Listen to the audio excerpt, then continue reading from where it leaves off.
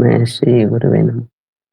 श्री चैतन्य मनोभीष्टं स्थापितं येन भूतले स्वयं रूप कदा ददाति स्वपदान्तिकं वन्देऽहं श्रीगुरोः श्रीयुतापदकमलं श्रीगुरून् वैष्णवांश्च श्रीरूपं साग्रजातं सहगना रघुनाथान्वितं तं सजीवम् साद्वैतं सावधूतं परिजनासहितं कृष्णचैतन्यदेवं श्रीराधाकृष्णपादान् सहगना ललिता श्रीविशाखान्वितं च नमो विष्णुपादाय कृष्णप्रेष्ठाय भूतले श्रीमते भक्तिवेदान्त स्वामिनिति नामिने नमस्ते सारस्वती देवे गौरवाणी प्रचारिणे निर्विशेषः शून्यवादी पाश्चात्यदेशतारिणे नमो महावदन्याय कृष्णप्रेमप्रदायते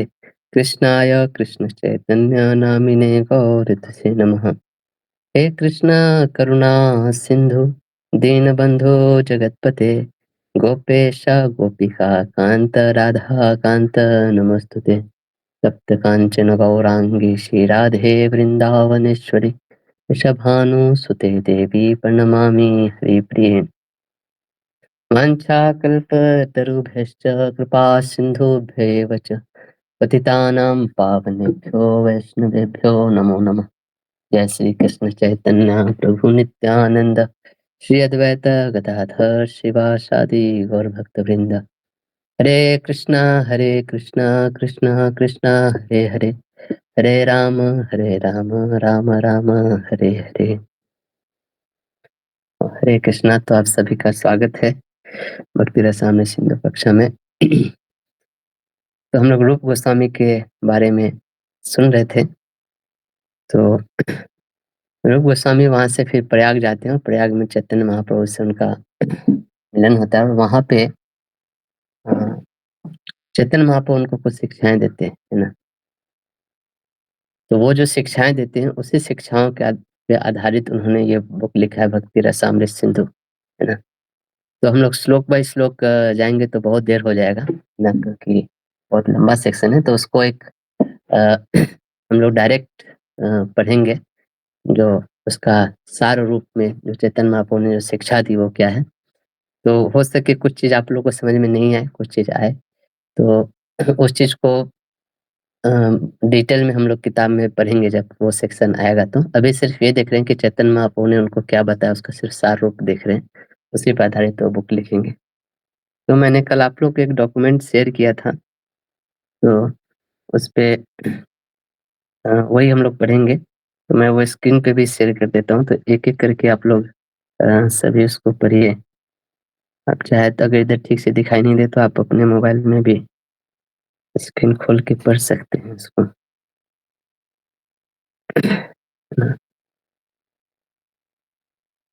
ठीक है, तो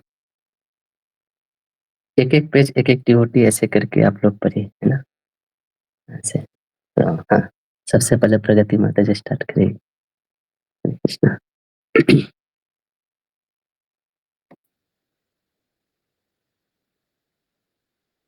हाँ, आपकी आवाज नहीं आ रही है।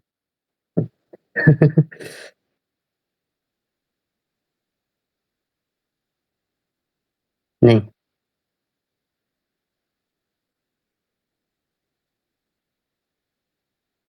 तब तक दूसरा कोई पढ़िए, है ना, दूसरा कोई स्टार्ट करिए। हरे कृष्णा।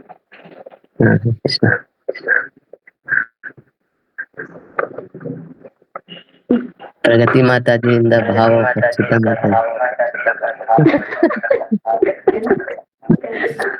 प्रगति माता जी इन द भाव ऑफ अच्युता। अरे क्या बोल रहे हो? ऑन करके रखा हुआ है। दो माइक ऑन है, एक माइक ऑफ कर दीजिए।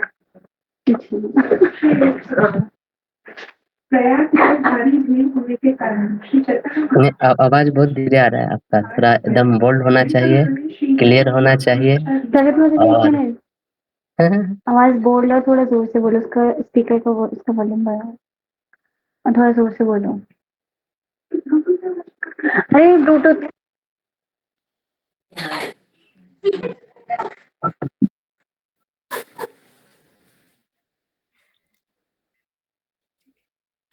यहीं पर उन्होंने श्री रूप गोस्वामी को शिक्षा दी और भक्ति योग दर्शन में उनमें शक्ति का संचार किया। कृष्ण तत्व, भक्ति तत्व, रस तत्व, प्राण सब शिखाइल प्रभु भागवत सिद्धांत। श्री चैतन्य महाप्रभु ने श्रील रूप गोस्वामी को कृष्ण तत्व, भक्ति तत्व तथा रस तत्व की चरम सीमा की शिक्षा दी, जिसकी चरम परिणति राधा तथा कृष्ण के माधुर्य में होती है। अंत में उन्होंने रूप गोस्वामी से श्रीमद् भागवत के चरम सिद्धांत कहे। चैतन्य महाप्रभु ने रामानंद राय से जितने भी सिद्धांत सुने थे, उन सबका रूप गोस्वामी को ज्ञान दिया और उन्हें भली भांति शक्ति प्रदान की, जिससे वे उन्हें समझ सके। गोस्वामी के हृदय में प्रवेश करके श्री चैतन्य महाप्रभु ने उन्हें समस्त तत्वों के सिद्धांतों के तत्व से समझने की शक्ति प्रदान की।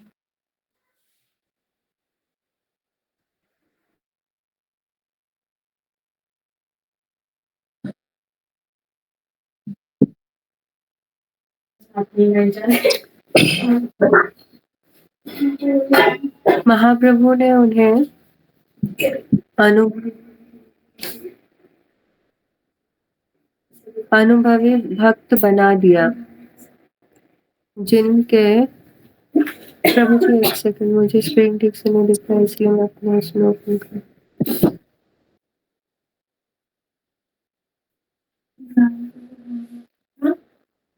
आप चाहे तो अपने इसमें भी खोल के पढ़ सकते हैं, उसमें आपको अच्छे से देखेंगे।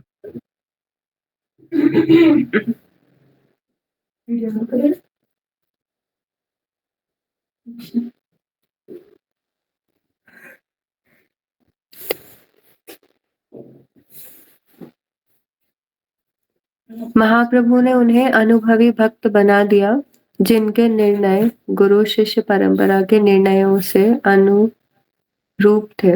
इस प्रकार श्री रूप गोस्वामी को स्वयं श्री चैतन्य महाप्रभु ने शक्ति प्रदान की। शिवानंद सेन के पुत्र कवि कर्णपुर ने अपनी पुस्तक चैतन्य चंद्रोदय में श्री रूप गोस्वामी तथा श्री चैतन्य महाप्रभु के भेंट वार्ता का विस्तार पूर्वक वर्णन किया है। कालेन वृंदावन केली वार्ता लुप्तेति ताम, संस्कृत है। कालेन वृंदावन केली वार्ता लुप्तेति ताम ख्यापयितुं विशिष्य। अब डायरेक्ट अनुवाद पढ़ लो, है ना, डायरेक्ट अनुवाद पढ़ लो। ओके, टाइम कम लगेगा। कालक्रम में वृंदावन में कृष्ण की लीलाओं के दिव्य संदेश लुप्त प्राय हो गए थे। इन दिव्य लीलाओं की स्पष्ट रूप से स्थापना करने के लिए ही श्री चैतन्य महाप्रभु ने प्रयाग में श्री रूप गोस्वामी तथा सनातन गोस्वामी को अपनी कृपा का अमृत प्रदान किया, जिससे वे वृंदावन में यह कार्य संपन्न कर सके। श्रील रूप गोस्वामी प्रारंभ से ही श्री चैतन्य महाप्रभु के दिव्य गुणों के प्रति अत्यंत आकृष्ट थे। इस तरह उन्होंने गृहस्थ जीवन से स्थायी रूप से वैराग्य ले लिया। श्रील रूप गोस्वामी तथा उनके छोटे भाई वल्लभ को श्री चैतन्य महाप्रभु का आशीर्वाद प्राप्त हुआ। यद्यपि महाप्रभु अपने दिव्य शाश्वत रूप में दिव्य पद को प्राप्त थे, किंतु प्रयाग में उन्होंने श्रील रूप गोस्वामी को कृष्ण के दिव्य भाव में प्रेम के विषय में बतलाया। फिर महाप्रभु ने बड़े प्रेम से उनका आलिंगन किया और उन्हें अपनी पूर्ण कृपा प्रदान की।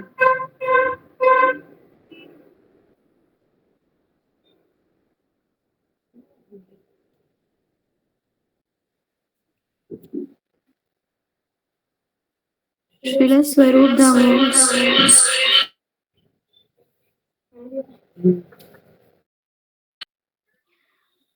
श्रील स्वरूप दामोदर के प्रिय मित्र श्रील रूप गोस्वामी श्री चैतन्य महाप्रभु की तथैव अनुकृति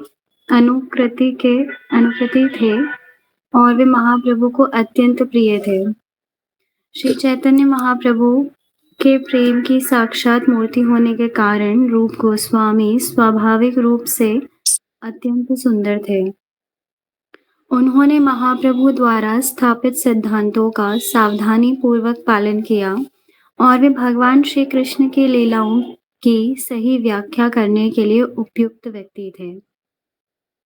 श्री चैतन्य महाप्रभु ने उन पर इसलिए अपनी कृपा दृष्टि डाली ताकि वे दिव्य साहित्य की रचना करके सेवा कर सकें। इस तरह कवि कर्णपुर ने जगह जगह श्री रूप गोस्वामी के गुणों का वर्णन किया है। उन्होंने इसका भी वर्णन किया है कि श्री चैतन्य महाप्रभु ने किस तरह श्री रूप गोस्वामी तथा श्री सनातन गोस्वामी को अपनी अहेतु की कृपा प्रदान की।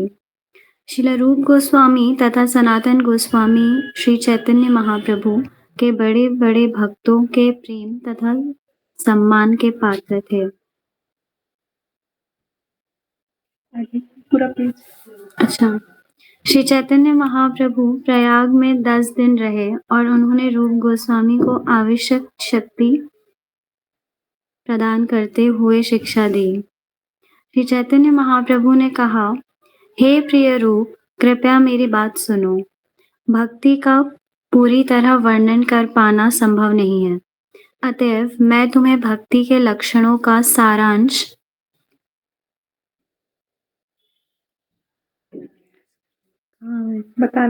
बताने का प्रयास कर रहा हूँ। भक्ति रस का सागर इतना विस्तृत है कि कोई इसकी लंबाई चौड़ाई का अनुमान नहीं लगा सकता। फिर भी तुम्हें इसका आस्वादन करने के लिए मैं उसकी एक बूंद का वर्णन कर रहा हूँ। इस ब्रह्मांड में 84 लाख योनियों में असंख्य जीव हैं और वे सारे के सारे इस ब्रह्मांड के भीतर भ्रमण करते रहते हैं। असंख्य जीवों के 2 विभाग किए जा सकते हैं, चर तथा अचर। चर जीवों में पक्षी, जलचर तथा पशु आते हैं। यद्यपि जीवों में से मनुष्यों की संख्या अत्यल्प है, किंतु इस विभाग को और आगे विभाजित किया जा सकता है, क्योंकि मलिच, पुलिंद और बौद्ध तथा शबर जैसे अनेक असभ्य मानव हैं। मनुष्यों में जो लोग वैदिक नियमों का पालन करने वाले हैं, उन्हें सभ्य माना जाता है। इनमें से आधे लोग दिखावा करते हैं और इन सिद्धांतों के विरुद्ध सभी तरह के पाप कर्म करते हैं। ऐसे लोग विधि विधानों की परवाह नहीं करते।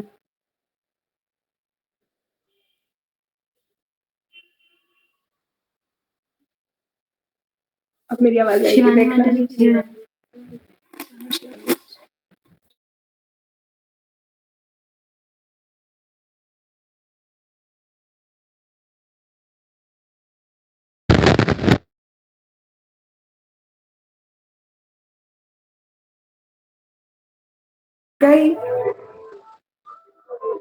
हरे कृष्ण। शिवानी माता जी, आप लेंगे नहीं?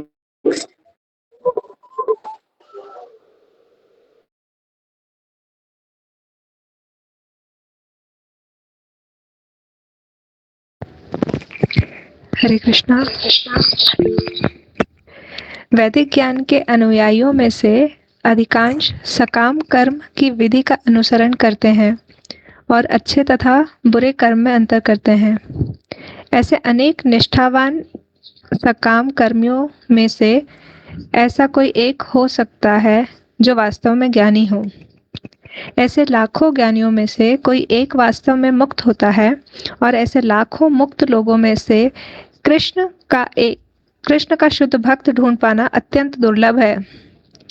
चूंकि भगवान कृष्ण का भक्त निष्काम होता है, इसलिए वह शांत होता है और सकाम कर्मी भौतिक भोग चाहते हैं, ज्ञानी मुक्ति चाहते हैं और योगी भौतिक ऐश्वर्य चाहते हैं। अतः वे सभी कामी हैं और शांत नहीं हो सकते। सारे जीव अपने अपने कर्मों के अनुसार समूचे ब्रह्मांड में घूम रहे हैं। इनमें से कुछ उच्च ग्रह मंडलों को जाते हैं और कुछ निम्न ग्रह मंडलों को। ऐसे करोड़ों भटक रहे जीवों में से कोई एक अत्यंत भाग्यशाली होता है जिसे कृष्ण की कृपा से अधिकृत गुरु के सानिध्य प्राप्त करने का अवसर मिलता है। कृष्ण तथा गुरु दोनों की कृपा से ऐसा व्यक्ति भक्ति रूपी लता के बीज को प्राप्त करता है। जब किसी व्यक्ति को भक्ति का बीज प्राप्त हो जाता है तब उसे माली बनकर उस बीज को अपने हृदय में बोकर उसका सिंचन करना चाहिए। यदि वह बीज को क्रमशः श्रवण तथा कीर्तन की विधि से सींचता है तो वह बीज अंकुरित होने लगेगा। भक्ति लता बीज को सींचने पर बीज अंकुरित होता है और लता धीरे धीरे इस ब्रह्मांड की दीवारों को भेद कर वैकुंठ तथा भौतिक जगत के बीच स्थित विरजा नदी के पार चली जाती है। यह ब्रह्मलोक या ब्रह्म ज्योति पहुंचती है। ब्रह्मलोक की परत को भी भेद कर भक्ति लता पर व्योम तथा गोलोक वृंदावन पहुंच जाती है। हृदय में स्थित होने से तथा श्रवण कीर्तन द्वारा सींचे जाने से भक्ति लता अधिकाधिक बढ़ती जाती है। इस तरह इससे कृष्ण के चरण कमल रूपी कल्प वृक्ष का आश्रय प्राप्त हो जाता है, जो पर व्योम के सर्वोच्च क्षेत्र गोलोक वृंदावन में निरंतर निवास करते हैं। यह लता गोलोक वृंदावन ग्रह में खूब बढ़ती है और यहीं इसमें कृष्ण प्रेम रूपी फल लगता है। यद्यपि माली भौतिक जगत में रहता है किंतु वह नियमित रूप से श्रवण तथा कीर्तन रूपी जल से उसे सींचता है।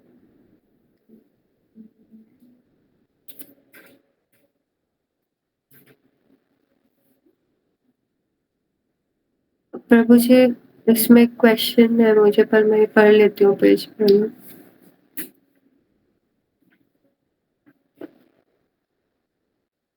यदि कोई भक्त भौतिक जगत में भक्ति लता का विकास करते हुए किसी वैष्णव के चरणों में अपराध करता है तो उसके अपराध की तुलना उस पागल हाथी से की जाती है जो लता को उखाड़ कर उसे छिन्न भिन्न कर देता है। इस तरह लता की पत्तियां सूख जाती है। माली को चारों ओर बाण बनाकर लता की रक्षा करनी चाहिए जिससे अपराधों का शक्तिशाली हाथी भीतर ना प्रवेश कर पाए। कभी कभी भक्ति लता के साथ साथ भौतिक भोग की इच्छाओं तथा भौतिक जगत से मुक्ति की लालसा की अवांछित लताएं भी बढ़ने लगती हैं। ऐसी अवांछित लताओं की किस्में असंख्य है। भक्ति लता के साथ बढ़ने वाली कुछ अवांछित लताएं हैं। सिद्धि प्राप्त करने के प्रयास में लगे हुए लोगों के लिए निषिद्ध आचरण, कूटनीति, जीव हिंसा, सांसारिक लाभ, संसारी पूजा तथा प्रतिष्ठा, ये सभी अवांछित लताएं हैं। यदि भक्ति लता तथा अन्य लताओं में ठीक से भेद नहीं किया जाता तो जल सींचने की प्रक्रिया का दुरुपयोग हो जाता है, क्योंकि भक्ति लता बढ़ नहीं पाती है जबकि अन्य लताएं हरी भरी होती जाती है।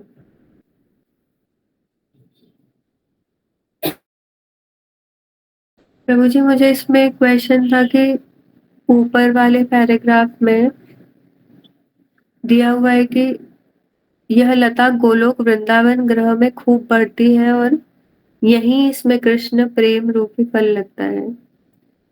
तो जब हम इस लोक में रहते हैं तो जो भक्ति के स्टेजेस है उसमें हम प्रेम में तो इसी लोक में पहुंच जाते हैं ना, तो इसमें ऊपर क्यों लिखा हुआ है कि कृष्ण प्रेम रूपी फल ऊपर लगता है गोलोक में जाके? हाँ, मतलब इसका मतलब वो लिटरल मीनिंग ऐसे नहीं है कि पेड़ निकल रहा है और वहां जा रहे हैं। कहने का मतलब गोलोक वृंदावन मतलब एक ये सफर है, मतलब यात्रा है। पृथ्वी लोक से गोलोक वृंदावन तक का यात्रा, मतलब उस चीज को वो दिखा रहा है। समझने का मतलब ये है। और उस यात्रा की तैयारी यहाँ से होती है पृथ्वी लोक तक, और उसका अंत कहाँ पे होता है तो गोलोक वृंदावन धाम जाके होता है। ना? तो जो पेड़ का जो सबसे इम्पोर्टेंट जो सार होता है वो फल होता है ना? तो वो कोई भी चीज़ आदमी करता है फल की प्राप्ति के लिए, यानी कि जो प्राप्त हमें ये करना है कि गोलोक वृंदावन धाम जाना है, कृष्ण प्रेम की प्राप्ति करना है, वो वहाँ जाके हमारा यात्रा समाप्त होता है ना? तो ये एक इसको इस तरह से समझिए, मेटाफोर जैसे होता है ना इंग्लिश में, एक उदाहरण के द्वारा चीज़ों को समझाने के लिए, तो उस तरह से समझाया गया है ना? जी प्रभु जी।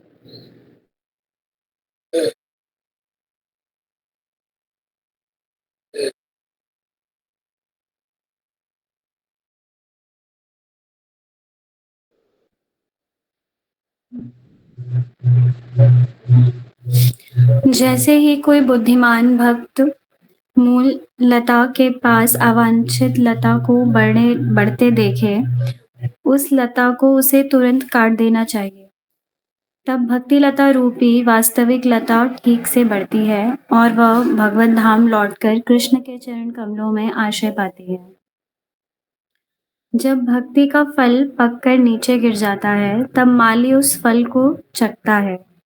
इस तरह वह लता का लाभ उठाकर गोलोक वृंदावन में कृष्ण के चरण कमल रूपी कल्पवृक्ष तक पहुंच जाता है। वहां पर भक्त भगवान के कल्पवृक्ष तुल्य चरण कमलों की सेवा करता है। वह अत्यंत आनंद पूर्वक प्रेम रूपी फल का आस्वादन करता है और शाश्वत रूप से सुखी बन जाता है। गोलोक वृंदावन में भक्ति रूपी फल का आस्वादन ही जीवन की परम सिद्धि है। इस सिद्धि के आगे 4 प्रकार की भौतिक सिद्धियां धर्म, अर्थ, काम तथा मोक्ष तृण के समान है। शुद्ध भक्ति प्राप्त होने पर मनुष्य में भगवत प्रेम उत्पन्न होता है। अतएव मैं शुद्ध भक्ति के कुछ लक्षणों का वर्णन करता हूँ।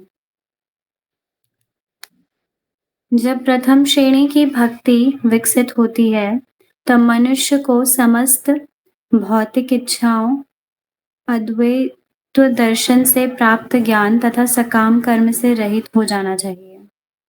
भक्त को कृष्ण की इच्छा अनुसार अनुकूल भाव से उनकी निरंतर सेवा करनी चाहिए। शुद्ध भक्त को कृष्ण की सेवा करने के अतिरिक्त अन्य कोई कामना नहीं करनी चाहिए। उसे ना तो देवताओं की, ना ही संसारी व्यक्तियों की पूजा करनी चाहिए। उसे कृष्ण भावनामृत में से रहित किसी कृत्रिम ज्ञान का अनुशीलन नहीं करना चाहिए और कृष्ण भावना भावित कार्यों में अतिरिक्त अन्य किसी कार्य में नहीं लगना चाहिए। उसे अपनी सारी विशुद्ध इंद्रियां भगवान की सेवा में लगानी चाहिए। कृष्ण भावना भावित कार्यों को अनुकूल रीति से संपन्न करने की यही विधि है। ये कार्य शुद्ध भक्ति कहलाते हैं। जो व्यक्ति ऐसी शुद्ध भक्ति करता है, वह उचित समय आने पर कृष्ण के प्रति अपना मूल प्रेम विकसित कर लेता है। पंचरात्र तथा श्रीमद् भागवतम जैसे वैदिक ग्रंथों में इन लक्षणों का वर्णन हुआ है। ये सब चीज़ कौन कौन बोल रहा है?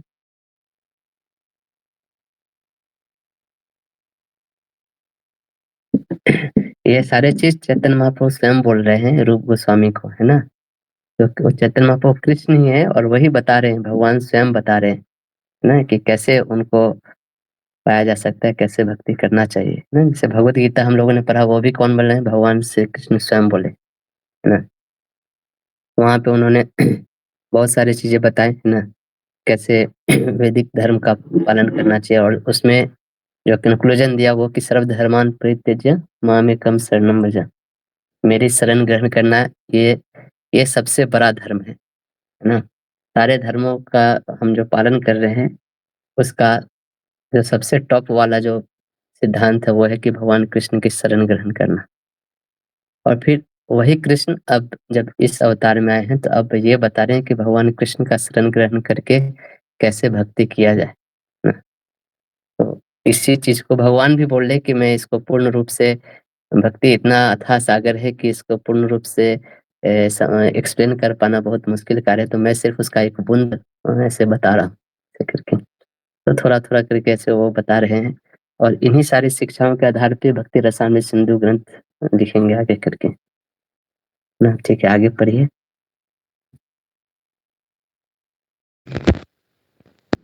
भक्ति का अर्थ है समस्त इंद्रियों के स्वामी पूर्ण भगवान की सेवा में अपनी सारी इंद्रियों को लगाना। जब आत्मा भगवान की सेवा करता है तो उसके दो गौण प्रभाव होते हैं। मनुष्य सारी भौतिक उपाधियों से मुक्त हो जाता है और भगवान की सेवा में लगे रहने मात्र से उसकी इंद्रियां शुद्ध हो जाती हैं। जिस तरह गंगा का स्वर्गीय जल अबाध गति से समुद्र में जाकर मिल जाता है, उसी तरह जब मेरे भक्त मेरा श्रवण मात्र करते हैं तो उनके हृदय मेरे निकट आते हैं। मैं सबके हृदयों में वास करता हूँ। ये पुरुषोत्तम अर्थात परम भगवान की दिव्य प्रेमा भक्ति के लक्षण हैं। यह अहेतुक की कृपा होती है और किसी तरह रोके नहीं रुकती। मेरे भक्त मेरी सेवा करने में सालोक्य, साष्टी, सामीप्य तथा सारूप्य इन मुक्तियों को मेरे द्वारा प्रदान करने पर भी स्वीकार नहीं करते। ऊपर बतलाया गया भक्ति योग जीवन का चरम लक्ष्य है। पूर्ण पुरुषोत्तम भगवान की भक्ति करने से मनुष्य भौतिक प्रकृति के तीनों गुणों को पार कर जाता है और प्रत्यक्ष भक्ति के स्तर पर आध्यात्मिक भक्त को प्राप्त करता है। यदि कोई भौतिक भोग या भौतिक मुक्ति की कामना से पीड़ित है तो वह शुद्ध प्रेमा भक्ति के स्तर पर ऊपर नहीं उठ सकता, भले ही वह साधारण विधि विधानों के अनुसार ऊपरी तौर पर भक्ति क्यों न कर रहा हो। भौतिक जगत को भोगने की इच्छा तथा भौतिक बंधन से मुक्त होने की इच्छा, ये दोनों पिशाचनियां हैं जो भूत प्रेतों की तरह मंडराती रहती हैं। जब तक ये पिशाचनियां हृदय में रहती हैं तब तक भला दिव्य आनंद का अनुभव कैसे हो सकता है। जब तक ये दोनों डायनी हृदय में रहती हैं तब तक भक्ति का दिव्य आनंद अनुभव करने की संभावना नहीं रहती। नियमित भक्ति करते रहने से मनुष्य क्रमशः पूर्ण पुरुषोत्तम भगवान के प्रति अनुरक्त होता है। जब यह अनुरक्ति प्रगाढ़ हो जाती है तब यही भगवत प्रेम कहलाती है। प्रेम के आधारभूत पक्ष शनैः शनैः बढ़कर स्नेह, मान, प्रणय, राग, अनुराग, भाव तथा महाभाव बन जाते हैं। प्रेम के क्रमिक विकास की तुलना चीनी की विभिन्न अवस्थाओं से की जा सकती है। पहले गन्ने का बीज, फिर गन्ना, तब गन्ने का रस होता है। जब इस रस को उबाला जाता है तो प्रवाही शीरा बनता है जो ठोस बनकर गुड़, फिर चीनी, फिर मिश्री, कठोर मिश्री तथा चूसने की मिश्री प्रदान करता है।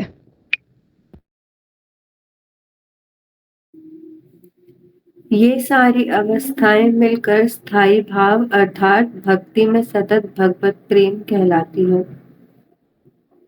इन अवस्थाओं के अतिरिक्त विभाव तथा अनुभाव भी होते हैं। जब सात्विक तथा व्यभिचारी भावों के लक्षणों को उच्च स्तरीय प्रेम भाव से मिला दिया जाता है, तब भक्त नाना प्रकार के अमृतमय स्वादों में कृष्ण प्रेम के दिव्य आनंद का आस्वादन करता है। समझ ही नहीं आया। ये सारी अवस्थाएं मिलकर स्थायी भाव अर्थात भक्ति में सतत भगवत प्रेम कहलाती है। इन अवस्थाओं के अतिरिक्त विभाव तथा अनुभाव भी होते हैं। जब सात्विक तथा व्यभिचारी भावों के लक्षणों को उच्च स्तरीय प्रेम भाव से मिला दिया जाता है, तब भक्त नाना प्रकार के अमृतमय स्वादों में कृष्ण प्रेम के दिव्य आनंद का आस्वादन करता है। इनके स्वाद दही, मिश्री, घी, काली मिर्च तथा कपूर के मिश्रण के स्वाद के तुल्य है और मधुर अमृत की भांति स्वादिष्ट होते हैं। कचरा है। भक्त के अनुसार रति 5 प्रकार की होती है: शांत रति, दास्य रति, साख्य रति, वात्सल्य रति तथा माधुर्य रति। ये पांचों प्रकार की रति पूर्ण पुरुषोत्तम भगवान के प्रति भक्त के विभिन्न अनुरक्तियों से उत्पन्न होती है। भक्ति से प्राप्त होने वाले दिव्य रस भी 5 प्रकार के होते हैं। भगवान के साथ अनुभव किए जाने वाले प्रमुख रस 5 हैं: शांत, दास्य, साख्य, वात्सल्य तथा माधुर्य। 5 प्रत्यक्ष रसों के अतिरिक्त 7 अप्रत्यक्ष या गौण रस होते हैं, जिन्हें हास्य, अद्भुत, वीर, करुण, रौद्र, भयानक तथा विभत्स नाम से जाना जाता है। 5 प्रत्यक्ष रसों के अतिरिक्त 7 अप्रत्यक्ष रस हैं। सही हो गया। भक्ति के 5 प्रत्यक्ष दिव्य रस भक्त के हृदय में स्थायी रूप से स्थित रहते हैं, जबकि 7 गौण भाव किन्हीं विशेष परिस्थितियों में सहसा प्रकट होते हैं और अधिक प्रबल प्रतीत होते हैं। शांत भक्तों के उदाहरणों में नव योगेंद्र तथा 4 कुमार आते हैं। दास्य भक्ति के भक्तों के उदाहरण असंख्य है, क्योंकि ऐसे भक्त सर्वत्र हैं। वृंदावन में साख्य भक्तों में श्रीदामा तथा सुदामा, द्वारका में भीम तथा अर्जुन, वृंदावन में वात्सल्य प्रेमी भक्त माता यशोदा तथा पिता नंद महाराज, और द्वारका में भगवान के माता पिता वसुदेव तथा देवकी हैं। अन्य गुरुजन भी वात्सल्य प्रेमी भक्त हैं। माधुर्य प्रेम में प्रमुख भक्त हैं वृंदावन की गोपियां, द्वारका की पटरानियां तथा वैकुंठ की लक्ष्मियां। इन भक्तों की संख्या अनंत है। कृष्ण रति 2 प्रकार की है। पहली ऐश्वर्य ज्ञान मिश्रित रति तथा दूसरी ऐश्वर्य ज्ञान रहित शुद्ध रति, केवला भक्ति।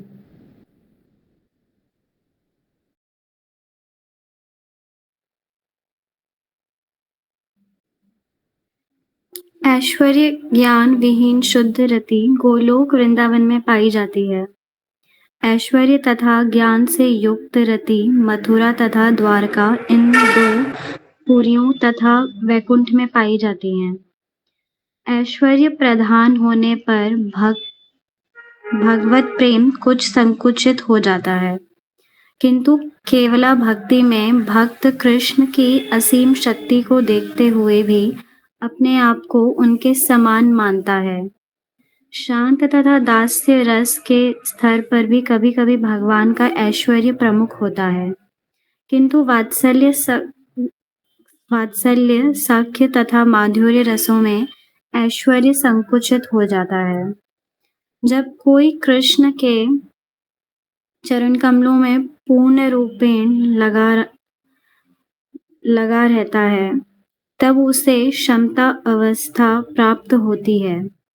क्षमता शब्द शम से निकला है, अतः शांत रस तटस्थ अवस्था का अर्थ है भगवान कृष्ण के चरणों में पूरी तरह लगे रहना। यह साक्षात पूर्ण पुरुषोत्तम भगवान के मुख से निकला निर्णय है। यह अवस्था आत्म साक्षात्कार कहलाती है। जो शांत रस को प्राप्त होता है, उसका कार्य है कि उन इच्छाओं का परित्याग करे जो कृष्ण से संबंधित नहीं है। केवल कृष्ण भक्त ही इस पद को प्राप्त कर सकता है। इस तरह वह शांत रस भक्त कहलाता है। जब भक्त शांत रस की भूमिका पर अवस्थित होता है, तब वह ना तो स्वर्ग जाने की इच्छा करता है, न मोक्ष की। ये तो कर्म तथा ज्ञान के फल है, और भक्त इन्हें नरक के समान मानता है। शांत रस को प्राप्त व्यक्ति में 2 दिव्य गुण प्रकट होते हैं। एक तो समस्त भौतिक इच्छाओं से विरक्त तथा दूसरा कृष्ण के प्रति पूर्ण अनुरक्ति। शांत रस के ये दोनों गुण सभी भक्तों के जीवन में व्याप्त रहते हैं। ये आकाश में शब्द के गुण के समान है। शब्द ध्वनि समस्त भौतिक तत्वों में पाई जाती है। यह शांत रस का स्वभाव है कि उसमें रंच मात्र भी ममता नहीं रहती। प्रत्युत निर्विशेष ब्रह्म तथा अंतर्यामी परमात्मा का ज्ञान प्रमुख होता है। शांत रस के पद पर मनुष्य को केवल अपनी वैधानिक स्थिति का ही ज्ञान हो पाता है, किंतु जब वह दास्य रस के पद पर उन्नति करता है तब वह पूर्ण पुरुषोत्तम भगवान के पूर्ण ऐश्वर्य को भी भली प्रकार से समझ पाता है। दास्य रस पद पर पूर्ण पुरुषोत्तम भगवान का ज्ञान संभ्रम तथा गौरव समेत प्रकट होता है। भगवान कृष्ण की सेवा करके दास्य रस भक्त भगवान को निरंतर सुख प्रदान करता है।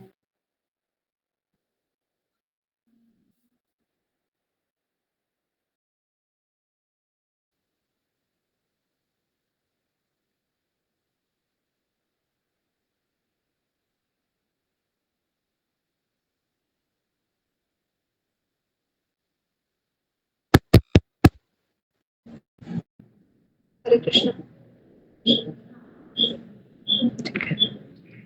शांत रस के गुण दास्य रस में भी पाए जाते हैं, किंतु इसमें सेवा जुड़ जाती है।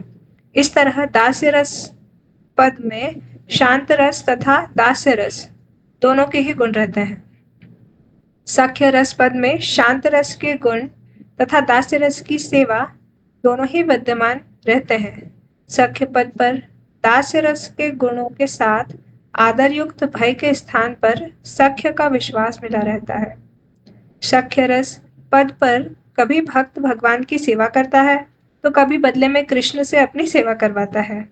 क्रीड़ा युद्ध में ग्वाल बाल सभी कृष्ण के कंधों पर चढ़ जाते थे और कभी वे कृष्ण को अपने कंधों पर चढ़ा लेते थे। क्योंकि सख्य भाव में आत्मीयता प्रधान होती है, अतएव इसमें संभ्रम तथा गौरव आदरयुक्त भय अनुपस्थित रहते हैं। अतएव सख्य रस में तीनों रसों के गुण विद्यमान होते हैं। सख्य रस के पद पर पूर्ण पुरुषोत्तम भगवान अपने भक्तों के वश में रहते हैं, क्योंकि वे भक्त कृष्ण के घनिष्ठ होते हैं और अपने आप को उन्हीं के समान मानते हैं। वात्सल्य प्रेम के पद पर शांत रस, दास्य रस तथा सख्य रस के गुण पालन नामक सेवा में परिणत हो जाते हैं। सख्य का प्रेम सार है, ममता, घनिष्ठता, जिसमें दास्य रस की औपचारिकता तथा आदर का अभाव रहता है। अधिक घनिष्ठता का भाव होने से भक्त वात्सल्य रस में कार्य करते हुए भगवान को सामान्य रूप से दंड देता है और फटकारता है। वात्सल्य रस में भक्त अपने आप को भगवान का पालक समझता है।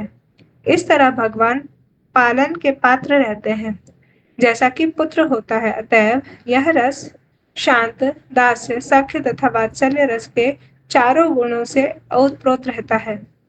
यह अधिक दिव्य अमृत है। कृष्ण तथा उनके भक्त के बीच आध्यात्मिक आनंद के आदान प्रदान की तुलना, जिसमें कृष्ण अपने भक्त के वश में रहते हैं, उस अमृत के सागर से की जाती है जिसमें भक्त तथा कृष्ण डुबकी लगाते हैं। यह उन विद्वानों का मत है जो कृष्ण के ऐश्वर्य का गुणगान करते हैं। माधुर्य रस में कृष्ण के प्रति निष्ठा, उनकी सेवा, सख्य का असंकोच भाव तथा पालन की भावना, इन सब की घनिष्ठता की वृद्धि हो जाती है।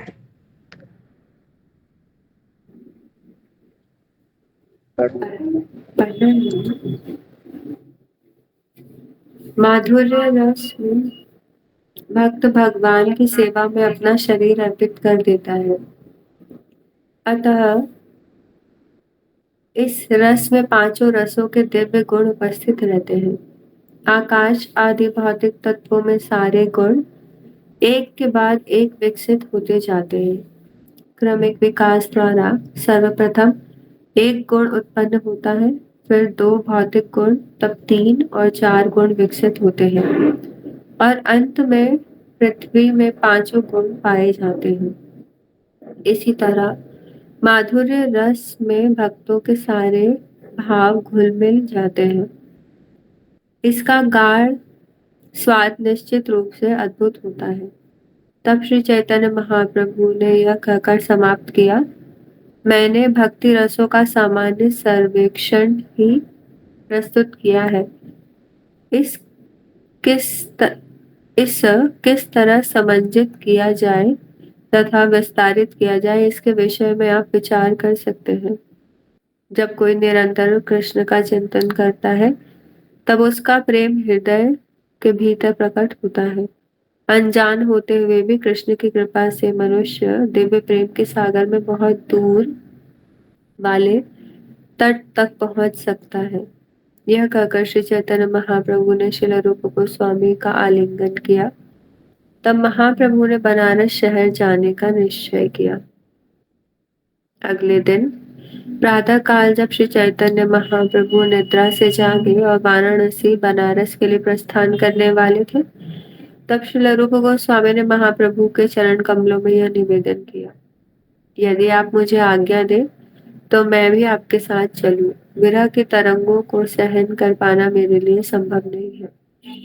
श्री चैतन्य महाप्रभु ने कहा, तुम्हारा कर्तव्य है कि तुम मेरे आदेश का पालन करो।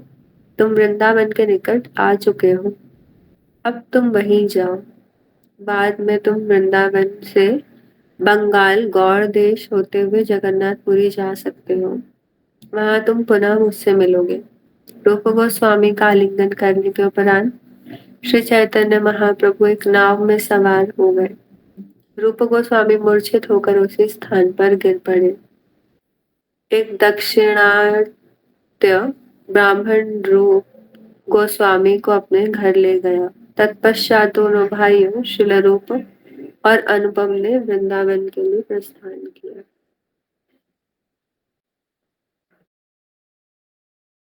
हरे कृष्णा। तो ये प्रसंग था कि चैतन्य महाप्रभु ने किस तरह रूप गोस्वामी को जो ये शिक्षा दी बीज रूप में, इसी शिक्षा को वो प्रकाशित करेंगे अपने आने वाले ग्रंथ में। इसलिए हमने इसको थोड़ा पढ़ा और कल थोड़ा सा और चर्चा करेंगे रूप गोस्वामी के बारे में। थोड़ा सा मतलब ऐसे तो बहुत है उनके लीलाएं आगे चल के, लेकिन कहीं ना कहीं हमें समाप्त करना पड़ेगा क्योंकि हमें ग्रंथ में प्रवेश करना है ना। तो कल थोड़ा चर्चा करके फिर उसके बाद हम लोग आगे की ग्रंथ में प्रवेश करेंगे। ठीक है। तो इसमें कुछ कुछ चीज समझ में नहीं आया होगा, तो वो आगे ग्रंथ में जब आएगा ना तो रूप गोस्वामी उसको एक्सप्लेन कर करके और भी अच्छा से समझाएंगे ना। तो वहां पे हम लोग समझने की कोशिश करेंगे। ठीक है, यहीं पे आज एंड करते हैं। श्रील प्रभुपाद की जय। Thank you Prabhu ji. Hare Krishna. Hare Krishna. Thank you so much.